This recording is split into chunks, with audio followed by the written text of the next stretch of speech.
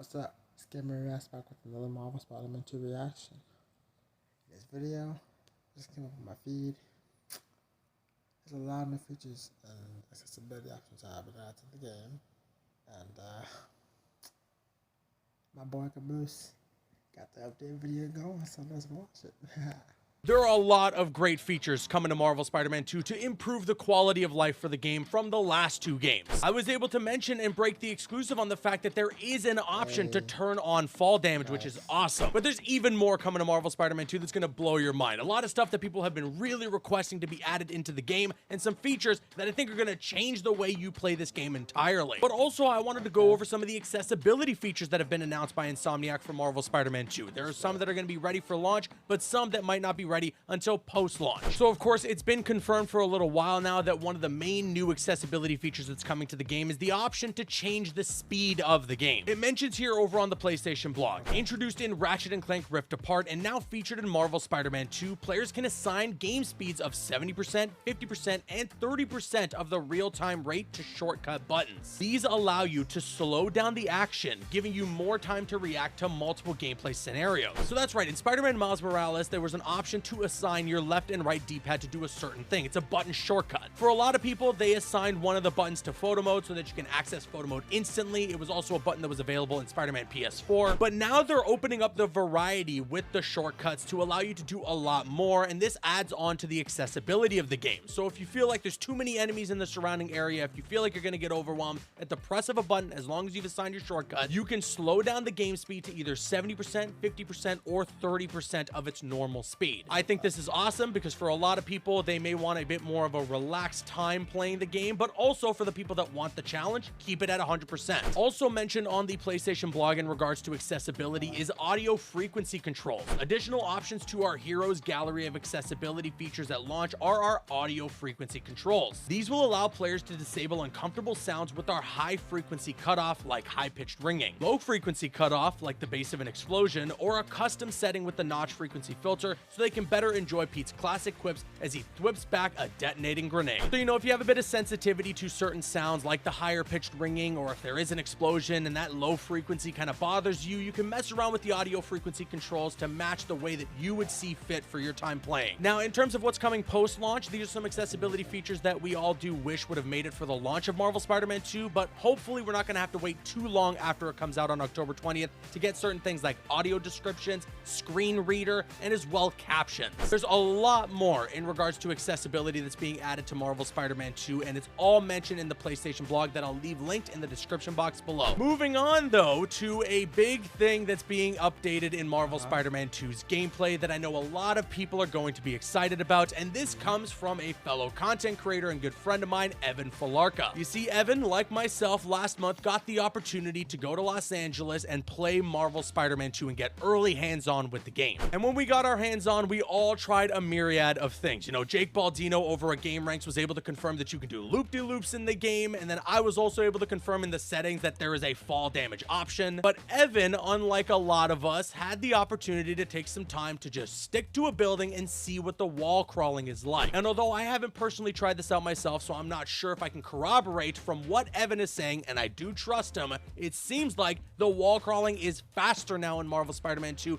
than it was in the previous two games. I think in terms of feedback that's been provided to Insomniac Games, this is one of the bigger ticket items. A lot of people felt that the wall crawling in Spider-Man PS4 and Spider-Man Miles Morales was a little weak. So now that they've increased the speed, I wonder what else they may have done with the wall crawling to just make it more interesting, something that you'll want to do rather than something that you'll actively avoid. I guess we're gonna have to wait and see once we get our hands on the game, which is in just over 2 weeks now. My goodness. All right, and finally, this is actually huge. This changes everything. I'm not even kidding, for how we're going to play Marvel Spider-Man 2. You see, way back a couple of weeks ago when I had mentioned that there is a fall damage option that you can turn on or off, I actually ticked off a major bucket list item of mine, and that was having IGN write an article about me. They did so to corroborate the information that I was reporting on with Insomniac Games. And, well, when they reached out to Insomniac, this was a statement that was provided to IGN in regards to fall damage that also featured some brand new information about a new game gameplay mechanic. So it mentions here in the IGN article, in a statement to IGN, senior programming director Doug Sheehan, I apologize if I'm mispronouncing that, said the feature does exist in Spider-Man 2 and confirmed fall damage is not enabled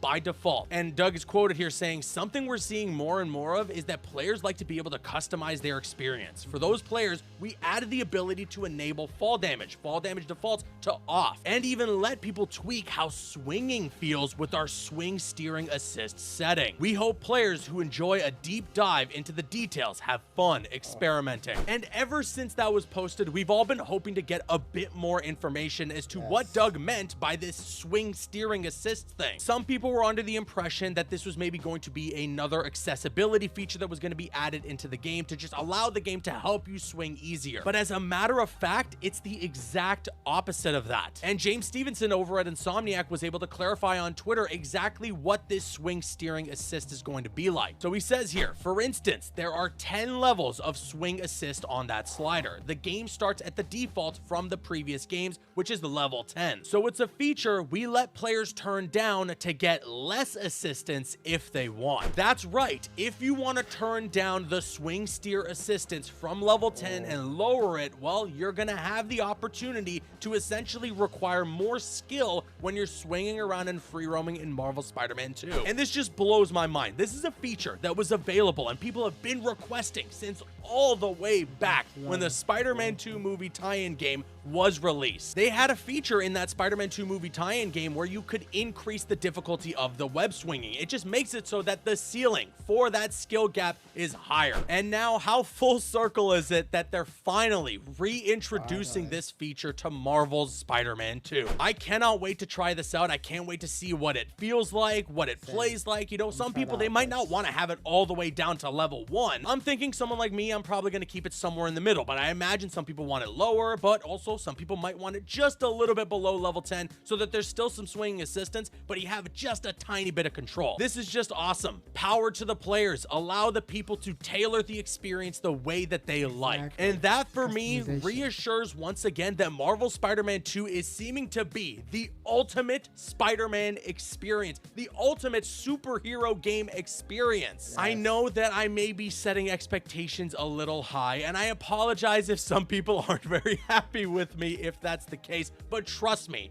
based on what I played, I think your expectations should be high, and I'm fairly confident that they're gonna be met. I mean, look at the fact that people have their hands on the game right now for review. The embargo for review is lifting on October 16th, a full 4 days before it even comes out to the public. PlayStation is very confident in this title. It's gonna be a big one, and I think we should all be very, very excited. And I can't even believe how close we are to launch. We have waited 2 long years since that reveal trailer at the PlayStation Showcase back in 2021. 3 long years for the people who have been waiting since Spider-Man Miles Morales. 5 long years for the people that have been waiting since Spider-Man PS4. This journey of waiting to see what happens next after that post-credit scene of seeing Harry in the tank with the symbiote, it's finally going to come to a head in just a couple of weeks. And I, of course, wanted to just say thank you to each and every one of you guys who have been showing an unbelievable amount of support on this channel and the content that I've been putting out. You already know there's a ton of more content coming your way when the game comes out, so subscribe and get those notifications on.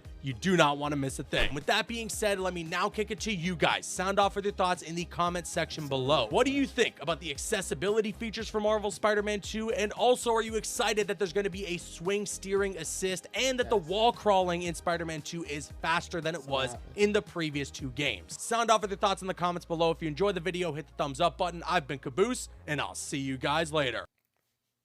This game is about to be the most fire game ever. Just over 2 weeks, it's going to be here. We're ready to play. I am excited. I'm ready. I will be live streaming / broadcasting from my PS5 on midnight, October 19th. So, if you want to watch me play the game live and watch me react to it live and join me for the fun, subscribe, hit the bell to be notified, like and comment. And until next time, remember, with great power comes great responsibility.